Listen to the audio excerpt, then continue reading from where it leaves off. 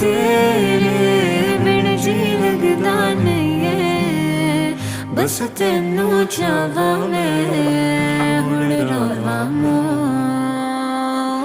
हुण ते रोज तेनू जाने जाने तेरे उसल ते मरदे असी रोज की करिए सजना बोल। हाँ तेरे ही झोल ते नचने सारे तेरे प्यार च करिए की